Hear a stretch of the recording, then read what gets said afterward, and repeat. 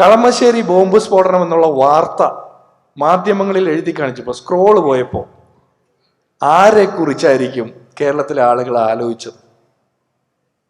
ഇല്ലേ?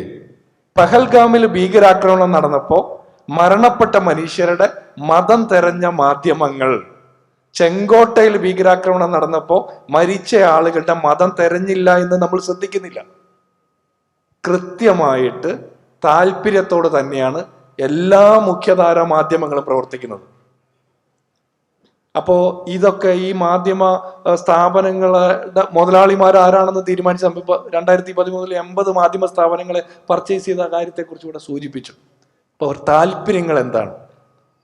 ഒരു കാലത്ത് നമ്മൾ വിചാരിച്ച്, ഇപ്പൊ നമ്മളൊക്കെ വായിച്ച് വളരുന്ന സമയത്തൊക്കെ കേൾക്കുന്ന സമയത്തൊക്കെ അടിയന്തരാവസ്ഥ കാലത്ത് അന്നത്തെ ഭരണകൂടത്തിന് നേരെ ശിരസുയർത്തിയിരുന്ന മാധ്യമ പ്രവർത്തകരെ സെലിബ്രേറ്റ് ചെയ്തൊരു നാടാ കേരളം പോയി.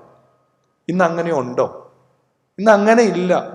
വൈകുന്നേരം ആയിക്കഴിഞ്ഞാൽ ഭരണകൂടത്തെ ശ്ലാഘിക്കാൻ വേണ്ടിയിട്ട്, വാഴ്ത്തി പാടാൻ വേണ്ടിയിട്ട് മാധ്യമ പ്രവർത്തകർ തിരക്ക് കൂട്ടുകയാണ്.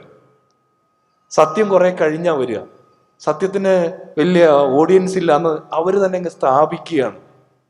നമ്മൾ പത്രത്തിൽ ഒരു പരസ്യം കണ്ടു, ഒരു ഉൽപ്പന്നം വാങ്ങി ഉപയോഗിച്ചു.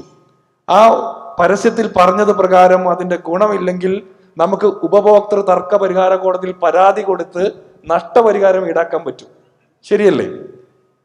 ഒരു തെറ്റായ വാർത്ത നമ്മൾ കൺസ്യൂം ചെയ്ത് അതിന്റെ പേരിൽ എന്തെങ്കിലും ദോഷം സംഭവിച്ചാൽ ആ വാർത്ത സപ്ലൈ ചെയ്ത മാധ്യമത്തിനെതിരെ ഏതെങ്കിലും ഒരു നടപടി എടുക്കാൻ നമുക്ക് പറ്റുമോ?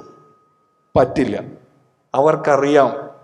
അതാ ഞാൻ പറഞ്ഞത്, വായനക്കാരെ സൃഷ്ടിക്കുന്ന പത്രങ്ങളും പ്രേക്ഷകരെ തീരുമാനിക്കുന്ന ദൃശ്യമാധ്യമങ്ങളുമാണ് ഇന്ന് നമ്മുടെ നാടിന്റെ ഒരു പ്രശ്നം.